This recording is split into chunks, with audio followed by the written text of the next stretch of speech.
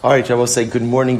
My apologies for the delay. Let us begin. Begin by thanking all of our sponsors for this morning. Sure to thank our Talmud Torah sponsors for the month of Nisan, Paul and Kathy Pollack, for dedicating all the Shir and Drushos this month in memory of Paul's parents, Shmuel ben Zechariah and Sarah Bas Avram.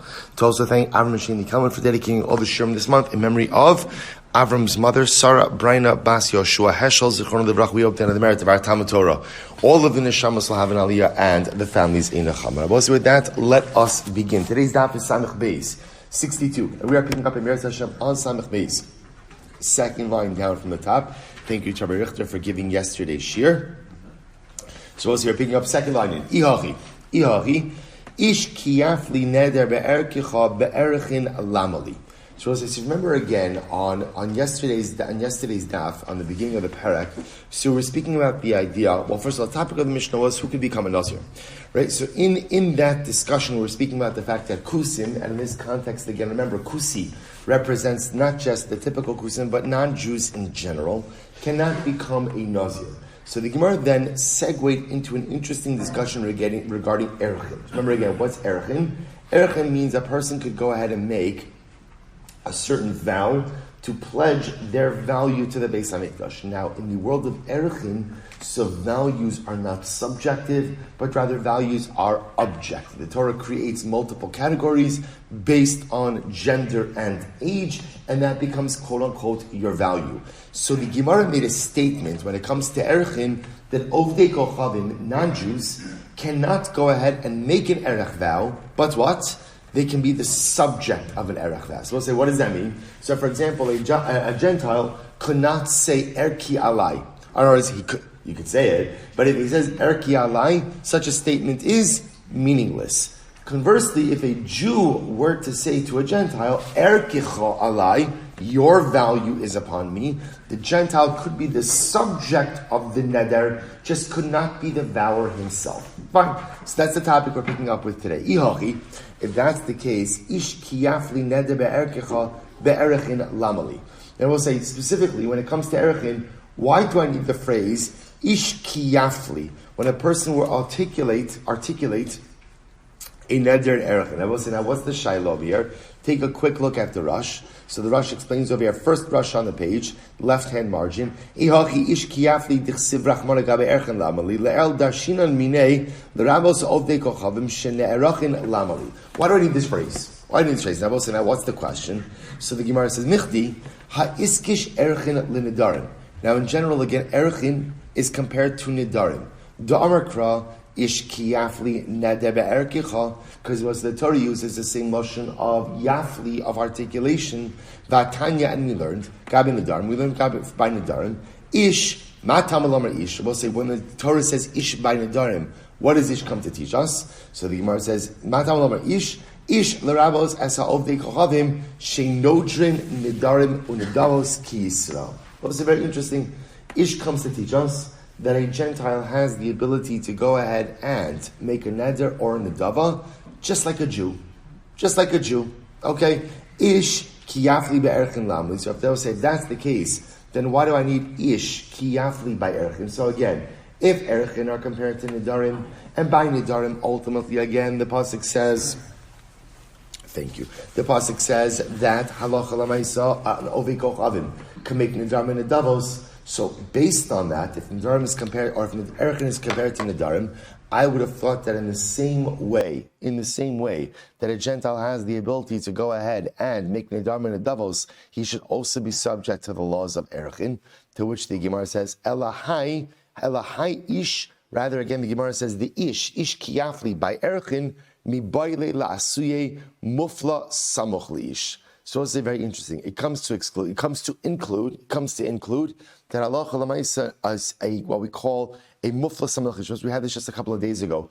Mufla samoch liish means the following: that halacha l'maisa, a boy between the ages of 12 and 13. So remember again, a boy between the ages of 12 and 13 is technically a katan. When it comes to nedarim, there's this interesting idea that as long as we are confident that he understands the concept of a neder, any neder he articulates is binding. So what the Gemara is suggesting over here is as follows, that the phrase ish kiyafli neder be'erkicha is actually coming to include the concept that even a mufla samoch leish, even a boy who is not yet a gadol, but is in between the ages of 12 and 13, that halacha lamaisa, his erech vow should be binding. To which the Gemara says, that's fine. Hanicha l'mandamar mufla samoch leish daraisa. So according to the opinion who says that the concept of a mufla samoch leish is a daraisa, that I understand the pasuk is coming to highlight this idea. El-mandamar d'Rabbanan. But according to the opinion that says that the concept of ish mufla or mufla samoch leish, that a boy between the ages of 12 and 13, that his neder is binding, that this is not a da'oraisa, but rather it's a d'Rabbanan. Ish kiyafli lamali. Why do you need the phrase of ish kiyafli? So we'll say, remember, we're hyper-focused. All we're trying to figure out is it would appear that we have an extraneous phrase of ish kiyafli by erchin. We're just trying to figure out what to do with it. So the Gemara says, so fine. So first suggestion is it's coming to teach me mufla samoch leish, that a Jewish boy between the ages of 12 and 13 years old has the ability to make an erchin vow. To which the Gemara says, that's fine if you hold that the concept of mufla samoch leish is a daraisa, then the pasuk is coming to teach me it. But if you hold it's only a derabanan, then what do you do with the pasuk? To which the Gemara says, mufla samoch leish da'ovid kochavim. So this is very interesting. So according to that approach, listen to this. Get ready for this drasha. According to the opinion who holds that mufla samoch leish, meaning that a Jewish boy between the ages of 12 and 13 has the ability to make a neder, according to the opinion that says that's d'Rabbanan, okay, he would use the pasuk of ish kiyafli by erkin to teach me that a Gentile mufla samoch leish can make a binding neder.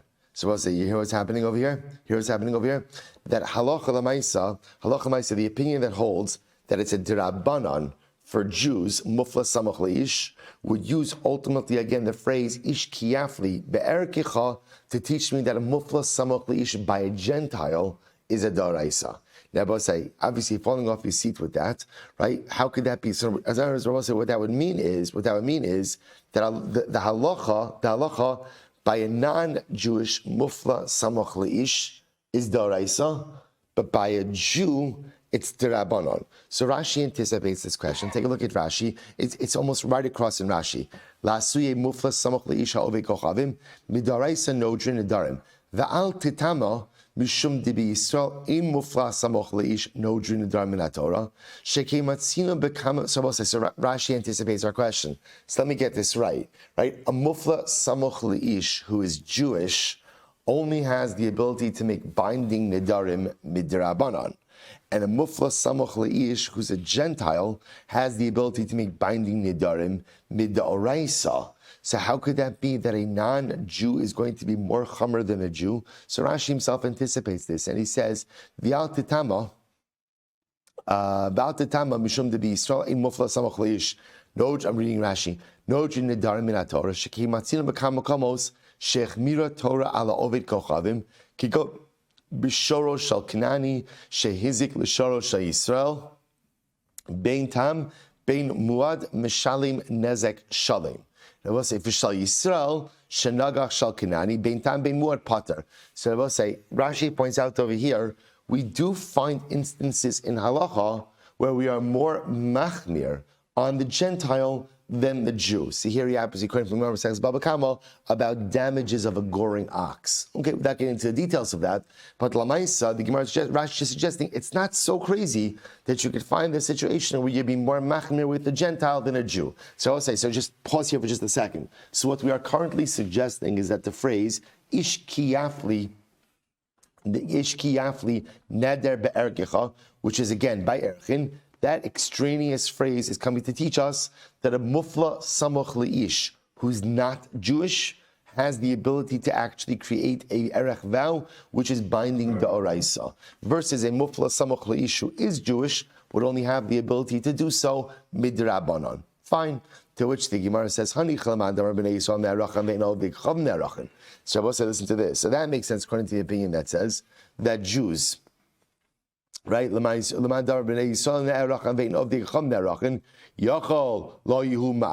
both according to the opinion that says that ultimately, again, Jews have the ability to be the subject of an erech vow, and non-Jews do not. I might have thought I might have thought that since non-Jews don't have the ability to be the subject of an erech vow, therefore what? Therefore they can't make one as well. Talmud Lomar Ish. So we'll say, therefore, the pasuk is saying, remember, according to this version over here, according to this version, what we are suggesting is that a non-Jew, even a muflas samoch leish non-Jew, has the ability to make an erech vow, would not have the ability to be the subject of an erech vow. Elo. But I will say, but according to the opinion, it says that Jews have the ability to make an erech vow. Non-Jews do not have the ability to make an erech vow. We'll say that's what we saw in yesterday's daf. So based on that, Yachol lo yehun ne'erechen. I might have thought that a non-Jew can't be the subject of an erech vow as well. Talmud lomar ish. Afilu tinok ben chodesh bar aruchihu. Therefore, we'll say the pasuk says ish, and what does ish come to teach me? Anyone could go ahead and become the subject of an erech vow. Even a child who is 1 month old has the ability to be a subject of an erech vow. We'll say, well, if that's the case, kiyafli lamali. We're back to square one. So what do I do with the phrase ish kiyafli? So we'll say, so remember again, we have two possibilities so far. We're just trying to figure out what to do with this phrase. Ish kiyafli neder be'erkecha. If a person will articulate an erech vow, what do I do with it? I will say because it is seemingly an extraneous phrase. Why is it an extraneous phrase? Because since erech vows are compared to nedarim, erech vow is a form of neder. Ultimately, I already have kiyafli by neder, so the kiyafli by erechin vows is extra. So we have two suggestions so far about what we could do with kiyafli. Number one, it comes to include a Gentile mufla ish or mufla samoch leish. Number two, second possibility is that it teaches us that even a Gentile has the ability to articulate an erech vow. It's right to make an erech vow. So I will say, but the problem is both of those interpretations have problems. As such, we're back to square one. Kiyafli lamali amrabad dabar ava liisuye oved kochavim gadol. Wow, let's listen to this. What does it come to include? It comes to include an adult akum, an adult Gentile. The afagav the gadol who, even if he's an adult, eno yodea lahaflos.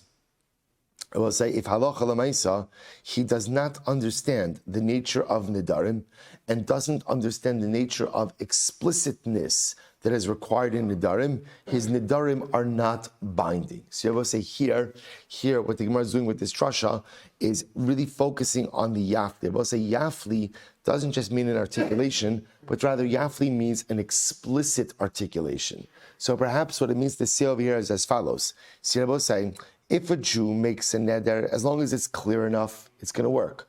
But if a non-Jew makes a neder, ultimately, again, it is only binding if what? If kiyafli, if it's explicitly clear and he understands the exact mechanics of what it is that he's doing. Ele kiyafli, because of rachmana gab naziros lamali. So I'll say, if that's the case, then what do I need the kiyafli by naziros? Because after all, we thought that that's what we learned by the yafli by naziros. Michti. Ha'iskish naziros lenedarim. After all, again, naziros ultimately again is compared to nedarim. I will say, by the way, just the extension of that is, and nedarim is compared to erechin, or erechin is compared to nedarim. So kiyafli lamali. Why do I need the kiyafli? To which the Gemara said, liisuye yadayim she'inon mochichos. So I will say that's different because that kiyafli by nedarim comes to include, I will say, a little bit of chazara back to our nedarim days. Yadayim she'inon mochichos. What's remember that? What's a yad? A yad is a partial declaration. So we'll say yadayim she'inon mochichos means an ambiguous partial declaration. What is the status of yadayim she'inon mochichos? The itmar, listen to this. Yadayim she'inon mochichos. So we'll say if you have an ambiguous statement that is a partial statement, a yad, so a partial declaration, that's ambiguous. So we'll say, what do you do with that? Abaye Amar Havyin Yadayim. Abaye says, it's a yad, it works. Rava says, Lo Havyin Yadayim, it does not work, it's not a yad. So La Abaye Necha, so we'll say, according to Abaye, this makes sense, because ultimately, again, Kiyafli is coming to teach me that what? even yadayim she'inan mochichos is still called the yad. El Rava, according to Rava, ultimately, what is there to say? Ella kiyafli mibayle l'chedra b'tarfon. So I'll say again. Remember, the good news over here is it's one topic, right? What are we just trying to figure out? What am I doing with kiyafli? That's all. What am I doing with kiyafli? Rabbi says the Gemara. Ella kiyafli mibayle l'chedra b'tarfon. Either I will say, ultimately, again, I need kiyafli like Rabbi Tarfon. What does Rabbi Tarfon teach me? The Sanya, Rabbi Yehuda on Mishnah Rabbi Tarfon, Ein echad mehem Nazir, lefi shelo nitna naziros ela lahafla. So I will say, so now remember again, this is focusing now really on the kiyafli by naziros. So I will say, now listen to this. We had this was a Mishnah on Lamed Beis. But remember this case, a group of people are walking together, right? And one guy says, and they see someone approaching them, but it's not clear who's approaching them. So one of the guys says, if that's Ruvain who's approaching me, I'm a Nazir. Right? The other guy says, if it's not Ruvain, I'm a Nazir. Third guy, right? So I will say, remember when we had a whole variety of these cases. So what's the halach over here? So Rabbi Tarfon says, Ein echad mehem Nazir. Rabbi Tarfon says, in a case like this, none of them are considered to be a Nazir. Now I will say, now why not? Lefi shelo nitna naziros ela lahafla. I will say, because Rabbi Tarfon understands that the lashon of kiyafli, when it comes to naziros, teaches me that what? Naziros only works if it is an explicit articulation. In this case over here, you're missing some of the explicivity, right? Because what happens, we'll say, because there is some level of ambiguity. Why? Because what? Why? Because each of them are hinging their naziros on the identity of the person who's coming towards them, and no one is 100% sure about who it is that's approaching them. So therefore, B'tarfon is of the opinion that kiyafli means naziros only takes place when there is an explicit articulation. To which the Gemara says, Hanuch Rabbi Tarfon, fine. El Rabbanon, but I will say, according to the Rabbanon who hold that in that case, in the Mishnah Lamed Beis, they hold that halacha l'maisa, even an inexplicit articulation of naziros is still going to work. So ma'ikal. What do you do with kiyafli? Rather, I will say you need it for the following brayso. Listen to this: heter nedarim parchin ba'avir. I will say the concept of heter nedarim. Now, remember, there are two ways you can be matir a neder. Right? Number one is you go before a beis din. Number two, yochin mumcha. You can go to an individual expert. So the Gemara suggests over here the concept of heter nedarim, something that's parchin ba'avir means literally it's suspended in the air. Meaning, I will say that you're not going to find psukim that really highlight the process of hataras nedarim. It is a process that's porech ba'avir, floats in the air. Ve'ein lahem amashi yismuchu. And ultimately, again, they have very little on what to rely on. And I will say, what does that mean? The Gemara is not knocking the institutional hataras nedarim, but rather what the Gemara is just highlighting is you don't really have psukim, right? Remember, again, we learn out these concepts from a variety of drashas. This is the lashon of poreach ba'avir. Rabbi Eliezer omer yesh lahem amashi yismuchu. Rabbi Eliezer says, no, it's not true. They have what to rely on. How so? We'll say, by the way, if you take a quick look at Rashi, Rashi says over here, 2 lines up from the bottom, Rashi says, heter nedarim parchin ba'avir ha'olam parchin ba'avir ha'olam she'en lahem mikra min haTorah mashi yismechu. We'll say the concept of hataras nedarim, be it by a beis din of 3 or be it by yochin mumcha, there's no pasuk. There's no pasuk. Remember again, we saw the drashas, but Lamai said there's no pasuk which supports this process, which we'll say is fascinating in and of itself. So that's what it's called, parchin ba'avir. So we're saying, now watch this. Rabbi Eliezer says, no, it's not true. They're not parchin ba'avir. Yesh la mashi yismechu. There is a pasuk that supports the idea of hataras nedarim. What is it? Ish kiyafli. So we'll say, ish kiyafli shtei pa'amim. Now we'll say the Torah itself uses the lashon of kiyafli ultimately twice. Ultimately, as well. So by the way, the twice is one is by erchin and one is by nazir. One is by erchin and one is by nazir. And I will say, what does that articulation of kiyafli twice? Well, this is incredible. What does it teach us? Echad hafla le'iser, the echad hafla leheter. So we'll say, ultimately, again, one is to go ahead and speak about the articulation for iser, and one is speaking about the articulation ultimately again for heter. So we'll say, I'll show you something interesting. If you take a quick look, actually just look at Rashi. Rashi says, Echad hafla le'iser, shalavat las haneder kishein lo bo charata. So I will say, so this is actually interesting. Rashi understands hafla le'isr means that at the end of the day, if you want to go ahead and be mevatel your neder, you need explicit charata, and leheter ultimately is when there is charata. The Rosh understands this differently. The Rosh says, echad hafla le'isr means that if you want to make a neder which restricts you, you need to have explicit articulation. And halacha l'maisa, if you want to be released from the neder, you need explicit articulation either about charata or about a Pesach. Shabbos so this is how the Gemara concludes. So remember again, this whole sugya was all what do I do with the kiyafli, right? And remember again, we have two kiyaflis. One kiyafli by Erchin, which is how this discussion got started, and one kiyafli ultimately again by Nazirus. So I'll say, what do I do with the kiyaflis? So the conclusion of the Gemara ultimately is that one kiyafli is to teach me that a neder could only be affected if it is explicitly articulated, and the second kiyafli teaches me that a neder could only be undone, or mut could only be matir, could only be nitar, ultimately again through some level of explicivity as well. Whether that's explicivity in charata or it's explicivity in Pesach. That's the kiyafli. Kiyafli for the creation of the neder, ultimately again kiyafli for the dissolution of the neder. I will say, what do you do about non-Jews and erchin? Right? What's the halach over there? So the Rambam Pask is actually really like we saw in the beginning of the Gemara in yesterday's daf, namely that halacha l'maisa, an ovid kochavim cannot make an erech vow, but an Ovid Kochavim can be the subject of an Erech vow. So if an Ovid Kochavim were to say, ki alai, my value is upon me, that neder is a meaningless neder. Even though I want to be clear, an Ovid Kochavim can make other nidarim and nidavos. It just happens to be unique, like we saw in the Drush in the Gemara yesterday, that Allah Chamaisa Erech vows only apply to Jews. Only Jews make Erech vows. So if we were to say ki alai, such a neder would be meaningless. That being said, if a Jew were to say to a Gentile, Erkecha alai, that would actually be a binding vow for the Jew. And I will say you would just use the values of the Torah depending on age and gender to assess the value of the akum. Incredible. Good. I will say Samach Beis Amar Beis, the Mishnah. New Mishnah. So the Mishnah says as follows: Chomer ba'avanim mi b'nashim. So remember again, we saw in the previous Mishnah that both of them, remember again, what kind of avadim are we talking about over here?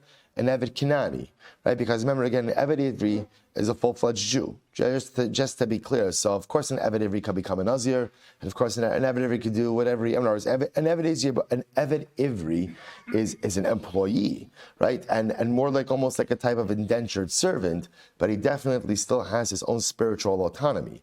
So the Eved they're talking about over here is an Eved Kinani. So remember again, we spoke about the idea that both an Eved and an Isha could go ahead and become a Nazir. Well, watch this. Chomer ba'avad mi b'noshim shu mefer nidre ishto ve'eno mefer nidre avdo. So I will say, interestingly enough, a man has the ability to be mefer his wife's neder naziros, but doesn't have the ability to be mefer his eved's neder naziros. And I will say, now remember, let's clarify something very important over here. So remember, I will say, we saw in the previous Mishnah that the master has the ability to force his Eved to violate his Naziros, right? But he doesn't have the ability to dissolve the Eved's Naziros. As opposed to, let's say, his wife's Naziros. Again, I will say, a husband has the ability to be made for his wife's Nidarim. So therefore, again, Nazir is a form of Nidarim. And therefore, again, he has the ability to go ahead and be made for his wife's Nedar, but can't be made for the Eved's Nedar. Yeah, good. Hefer leishto, hefer alamas. If Rabbi say halacha l'maisa, if he was mefer his wife's neder, ultimately again, remember again that hafara is forever. Now, we're saying, remember again, we actually learned this again. What does that mean? Reuven's married to Rachel. Rachel decides to go and become a Nazir, a Nazira. What happens? Reuven hears about it. What does he say? No way. Then Rabbi say, what happens? They get into a whole fight and then they get divorced. So Rabbi says, what's the halacha? What's the halacha about our Neder Nazirus? It's done. Once a husband, remember also we had this machlokas about how does hafara work? Is hafara like only suppression or is it annulment, right? In other words, does it just suppress the neder for marriage, but then after marriage the neder comes back? Or ultimately, again, or it's an omen. So it's an omen. So therefore, the Mishnah says, halacha l'maisa, even if they get divorced, or for that matter, if he dies, the neder is still voided. Right? Hefer alamis. Conversely, hefer la'avdo, we'll say if a master is mefer the neder of his eved, yotza lecherus u'misham nezirus. And I was saying that the wording is a little bit misleading, because what did we just say before? That a master what? Can't be mefer the neder. So when it uses the lashon of hefer over here, it doesn't literally mean mefer. What it means is a master does have the ability to force his eved to violate the neder nezirus, but yet again upon emancipation, death of the adon, whatever kind of emancipation. So ultimately, again, the eved will be required to go ahead and fulfill his neder nezirus. So we'll say it's incredible. So that is the halacha. We'll say if you take a look. Yeah, fine. Tosas points this out, by the way. Tosas says, Hefer la'avdu yotza l'cheirus, kishenishtakar v'achar kach mashlim. So Hefer lav dafka ela kolomar micha. So as Tosas points this out, that the Mishnah is using the lashon of Hefer, but it doesn't mean it's using it in the legal sense. Because remember, again, we just said a master doesn't have the ability to be mefer the neder nezirus of his slave. The only thing he can do is he could object to the slave's performance, or performance is the wrong word, to the slave's fulfillment, right, of this neder, and he could force him to go ahead and violate it. So to just point out the lashon of hefer that they're using over here is not an accurate lashon. Fine, says the Gemara, Tan Rabbanon lema Rabo Kofos. So let's talk about this. Now, what we've established is that halacha l'maisa, an eved has the ability to take a neder nezirus, but the master also has the ability to what? To force him to violate that neder nezirus. And so the Gemara says like this: Tanabanan lema rabba kofa. So we'll say what are the cases? What are the cases? Ultimately, again, in which a master has the ability to force his eved to violate. To which the Gemara says dafka lenezirus. So we'll say, when does a master have the ability to force his eved to go ahead and violate the terms of his neder? It's tafka for nazirus. Aval lo l'nedarim.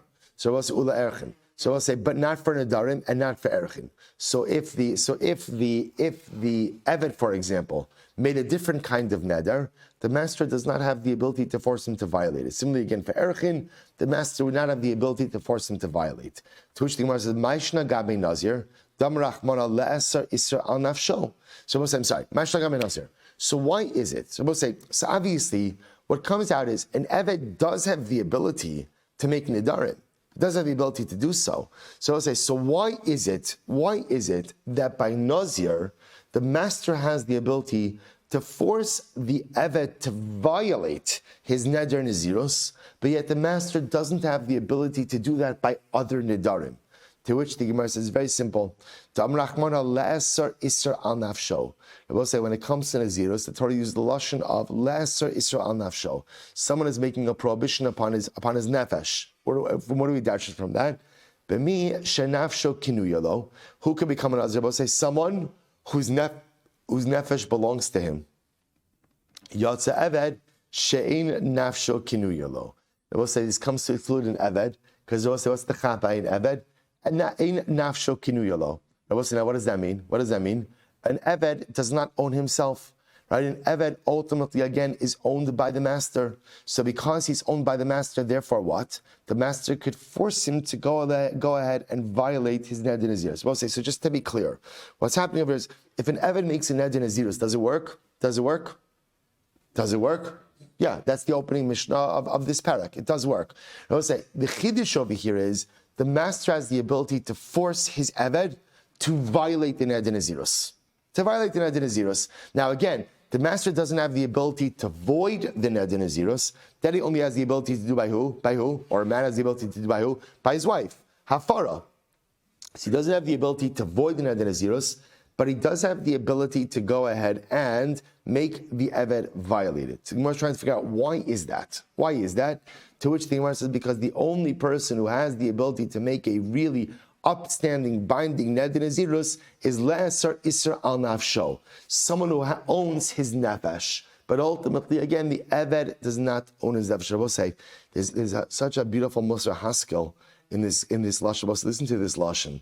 The Gemara says, "B'misha nafsho kinuyalo, yotze eved she'ein nafsho kinuyalo." What's the chap of an eved? An eved does not own his nefesh, right? His nefesh is owned by the master. So Rabbi say, we are avadim to the Ribono Shalom. We are avadim to Ribono Shalom. So if that's the case, then what does that tell us? An eved, a nafsho kinuyalo. Who owns the nefesh? Who owns the nefesh of the eved? The master owns the nefesh of the eved. See, Rabbi say, this piece of that line is perhaps one of the most important lines in Shas. Why is tshuva possible? Why is tshuva possible? I make mistakes, and I make dramatic mistakes. I make terrible mistakes, horrific mistakes in life. And I feel like I totally divest myself of any last shred of holiness. Yet the concept of tshuva says that I have the ability to lift myself back up, to do something in life, and to totally spiritually rehabilitate myself. Why is that possible? We'll say, you know why it's possible? Because ultimately, again, yotze eved she'ein nafsho kinuyalo. Because at the end of the day, my nefesh does not belong to me. Who does my nefesh belong to? It belongs to the Adon. It belongs to the Ribono Shalom. And because of that, I will say, there is always a piece of me that I cannot defile. There is always a piece of me that I cannot corrupt. There is always a piece of me that remains untainted. No matter how abhorrent my personal behavior becomes, there's a piece of my spirituality which always remains intact because the Adon owns the nefesh. The Eved does not. The Adon owns it. So my nefesh, my neshama, is effectively owned by the Ribono Shel Olam. And because of that, I can mess up a lot of things, but my neshama I cannot taint. Elokai, neshama shenasata bi tahorahi, ato yitzarta, ata berasa. It's yours. We say it every single morning. It's yours. And because it's yours, you can't taint something that doesn't belong to you, I will say. This is why the entire concept, the entire enterprise of tshuva is possible, not because I will say, doesn't this give us incredible hope? Because sometimes in life we do things and we think like, oh, I messed up so badly, there's nothing I could do to pull myself out of this one. It's not true. No matter how bad the mistake, rehabilitation and tshuva is always possible. Why? Yotze eved she'ein nafsho kinuyalo. Incredible. Ihachi, afilu gabi nedarim nami. I will say if that's the case, then by nedarim as well. In other words, why don't say the same thing by neder? Right? I will say at the end of the day, a master should be able to go ahead and tell the eved that force him to violate his nedarim. What's the case? We'll say, watch this. Kigon shahaya eshkol shel anovim. Munach lefanabos is interesting. Maybe the case is as follows. The case is where there was a cluster of grapes sitting in front of the Eved. And what happens? So the Gemara says like this. Now, Gabi Nedarim, so now we'll say what happens. Gabi Nedarim, Misar B'Hailo, Misar B'Achrini, Lomatzi Kapile. So we'll say, so now if the Eved is going to make a Neder, not eat this cluster of grapes, no big deal. Why? Because if he doesn't eat this one, then what? He'll eat the next one. However, Gabi Nazirus, Dichi Misar Bahai Isar Bekulu. Also, when it comes to Nazirus, if he answers this cluster of grapes, then what? He becomes Asr all cluster of grapes. Now, why does this matter? So Rashi points out it matters a lot. Why? Because the Adon does not want his Eved abstaining from things. Why? Because that'll weaken the Eved. And a weakened Eved represents what? Diminished productivity. Right? This is not really about the welfare of the Eved, right? This is about productivity, right? So the Maisa again, say if the Eved's going to make a neder not to eat a particular cluster of grapes, fine, don't eat that one, you'll eat something else. Productivity will not be diminished. But if there's one cluster of grapes and now he goes out and he becomes a Nazir, and he can't eat any cluster of grapes, that represents an existential fear of diminished productivity. That's where an Adon is going to step in and shut this down. So I'll say maybe the case in Adarim is where there's only one cluster of grapes. And if the Eved does not eat this cluster of grapes, then what? He's not going to have another form of sustenance. He will be weakened, and there will be diminished productivity. So why shouldn't the Adon be able to step in and force him to violate this neder? We'll say, what's the case? The case is where there's a grape seed sitting in front of the Eved. So now watch this. And the Eved wants to answer the grapeseed to himself. So we'll say, by Nidarim, it's okay. The Eved wants to make a neder not to go and eat the grapeseed. Go right ahead. Go right ahead, fine. You don't eat this one, you'll eat a different one. Gabi Nazir, the Israel Bachrini Matsi Kafile. I'll say, but by Nazir, it's not, if he answers the grapeseed, not only can he not eat this grapeseed, but what? He also can't eat any other grapeseed. Well, then the Evan can become weakened. That represents the fear of diminished productivity. The Gabi Nadarim Milo Askin Deleka Ella Hai Chartson. I by Nadarim also maybe have to be concerned that there's only this grapeseed. And if he doesn't eat it, his mamish going to become weakened. And we'll say if that's the case, the other should be able to step in even with what? Even with just a neder. Here we go. So we'll say, Sabai says, when does the Adon feel the need to step in and force violation? That's only Linazirus. Right? That's only Nazirus. Rabbi said, listen to this. This is actually fascinating. The Gemara says, Abai says, an Adon doesn't have to see, the only case where Adon has to step in, Rabbi says, where is Nazirus? Now, why is that? Because Rabbi say, what happens when an Evan makes an Ad Nazirus? What happens? It works. What's the concern ultimately going to Nazirus? That the Evan is going to be weakened, right? And that's going to represent diminished productivity. That's where an Adon has the right. Now, he doesn't remember, if the Adon is happy that he's right, can you imagine, right? The Adon, Reuven has an Eved Kanani. Eved Kanani becomes a Nazir. So maybe Reuven is going to say, beautiful. Clearly, again, being an Eved Kanani in my home is having such a hashba, right? He hears me doing the daf, right? Now he wants to become a Nazir as well. So could the Adon not do anything and let his Eved be a Nazir? Sure, right? Remember again, we're not saying that Adon has to step in. We're saying an Adon has a right to suppress. Now remember, he can't annul the neder. He doesn't have that power, but he does have the ability to suppress the neder. And suppression comes in the form of him telling the Eved, forcing the Eved to drink wine, to eat grapes. The Adon has that power. Sabai says that's because when an Eved makes an Ed Naziris, it works. But Abba said, listen to this is actually incredible. The Gemara says, however, when it comes to Nedarim and a Shvuah, there's no need. Ultimately, again, an Adon does not have to go ahead and force his Eved to violate a neder or a shvuah in the event that that neder or shvuah is what? Is detrimental to his role as an Eved Kanani. Why not? My Tanakh says incredible. Damar kra, lahara, o lehetiv. I will say the pasuk by shvuah, or I should say, by shvuah, right, which also applies to nedarim, is lahara o lehetiv. Maha tava rishus. Right? Ultimately, af hara arashos. So we'll say, listen to this. The Torah says as follows: O nefesh ki sishava levate bisvasayim lahara o lehetiv. So we'll say, if a person will take a shvuah, with something that is beneficial, something that's detrimental. Now we'll say, now watch this. The same way when you take a shvuah, ultimately hatava, the good thing that you're going to do is within your purview, within your discretion. So too, if you're going to do something detrimental, it has to be within your purview and discretion. Af hara rishos yotza lahara la'achenu she'en rishos biyado. I will say what this has come to exclude. This comes to exclude taking a neder, taking a shvuah, which is detrimental to someone else. That you don't have the right to do. Now I will say, now this is a general halacha that you are not permitted to go ahead and take a shvuah or a neder that is detrimental. For example, the Rush points out over here, Shem nishpa sheyake es ploni eina shvuah chala. So let's listen to this. I take a shvuah, I swear I'm going to punch Reuven in the face.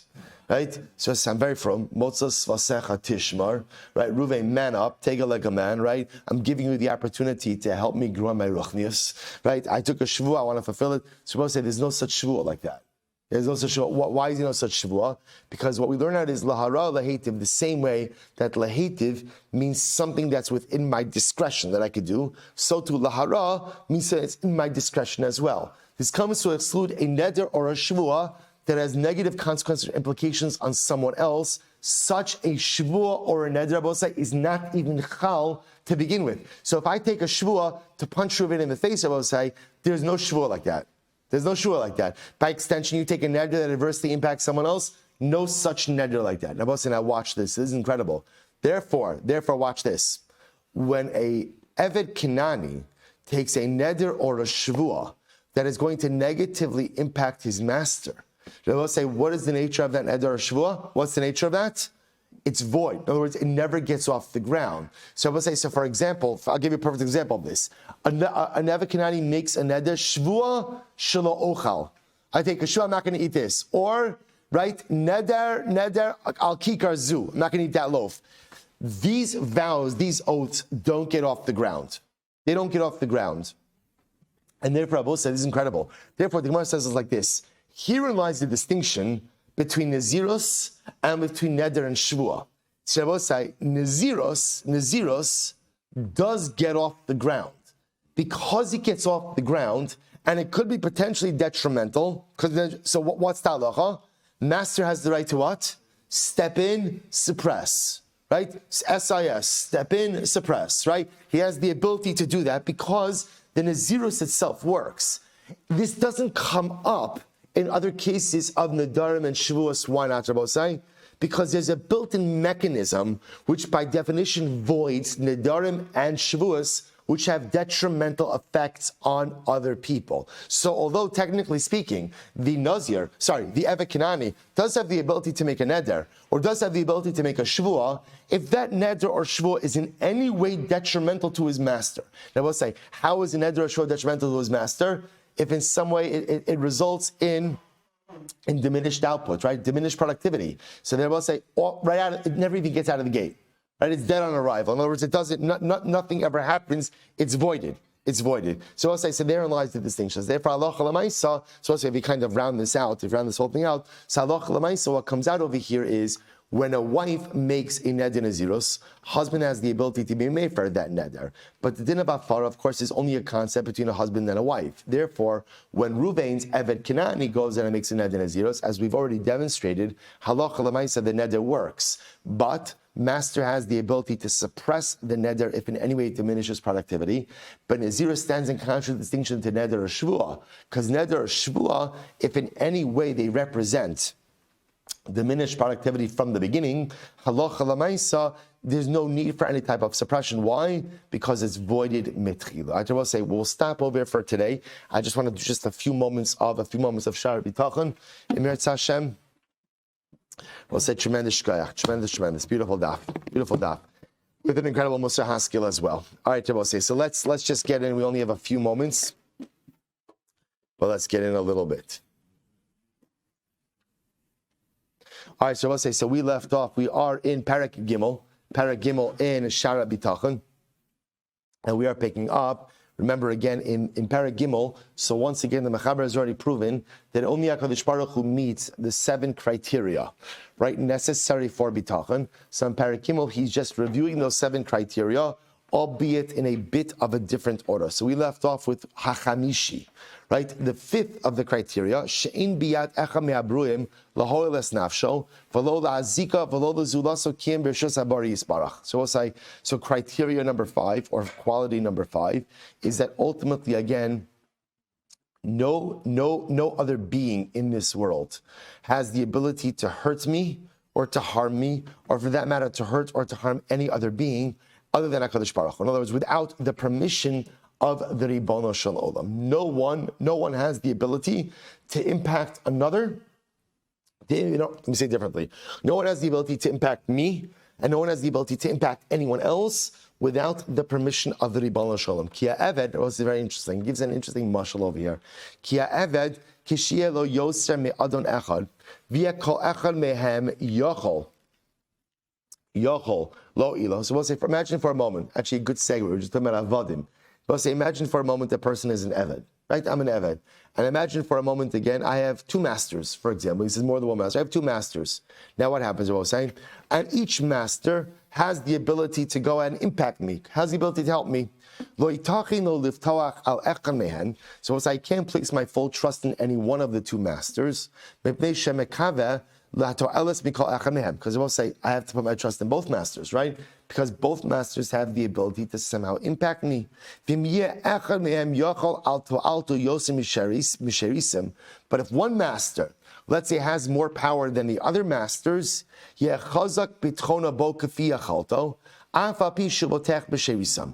say, again. So if one master has a bit more power than the others, so ultimately, again, I'll put more trust in that one over the others. However, but if one of the masters really is the most all-powerful, and he's the only one who really has control over me, I will place all of my trust in that master alone, because at the end of the day, no one else has the ability to impact me other than that master.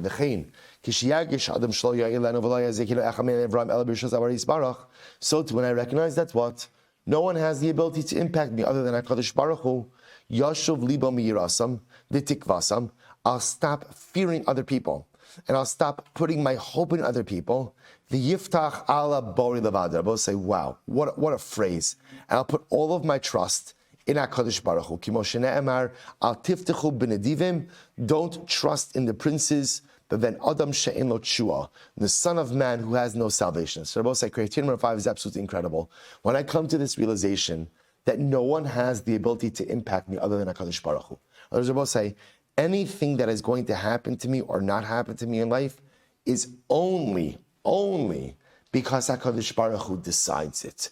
Can other people, again, play a role in the execution of the will of God? Absolutely. But at the end of the day, I will say, it's incredible, right? And the mashal that he gives, if I'm a slave and I have two masters, and both masters have the ability to impact me, okay, so I put my trust in both masters. But let's say there's two masters, but everyone knows it's only master one who has all the control. I'll put all of my faith in that guy, in master one, and none of my faith in number two. Says the Shar B'tachon, says the Mechaber, something so amazing. So often in life, we have fear of other people, or we place our trust in other people because we think other people control the outcome of our lives. And it's simply false. There is no person in this world who controls what is going to happen to me except the Ribono Shel Olam. I'm a servant with one master. And that one master holds all of the keys. And that one master has all of the control. And as such, all of my bitachon, my entire trust and sense of security goes into one master. We'll say, so profound. That's 5. 6. That's shishi. Sheyeda raf tov Elokim ala adam. Criteria number 6, or quality number 6 is that ultimately recognize all of the good that HaKadosh Baruch Hu bestows upon man. And he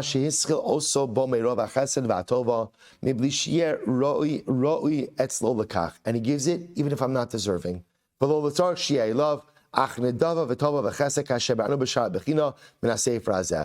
like quality number 6, or criteria number 6 is that Ribono Shel Olam showers such good upon us. He is the source of all good. He showers that good, even if what?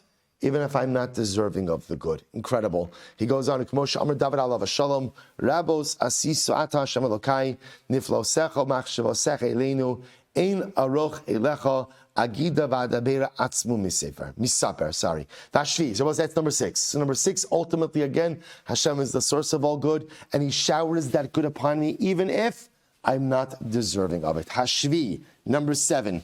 Sheizbara etzlo kiesh lakol havayo sheba olam hazeh etzem umikra. So I'll say this is incredible. This is incredible. So number 7 is it should become clear to me, right, that everything that exists in this world, right, and all things ultimately again are essential, right? Kiesh lakol havayo sheba olam hazeh etzem umikra kivul yadua. V'lo Yosef v'lo Yigra al masha gazer habori yisbarach bekamoso bechuso uzmano umakomo.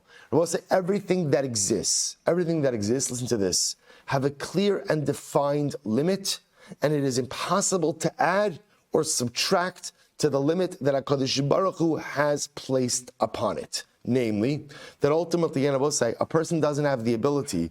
So I will say, ultimately, again, both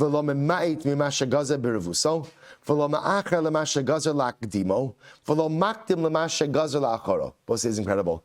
A person doesn't have the ability essentially to change an object's quantity, quality, time, or place. He cannot make something that is little into something big. He can make not something that's few into great, and so on and so forth. I will say, so again, criteria number seven is whatever HaKadosh Baruch Hu created and decreed will remain in a certain way, doesn't have the ability to change through man's actions. Whatever HaKadosh Baruch Hu commanded will be, and the framework in which he commanded it to exist, that will be the framework in which it will continue to remain and exist. And I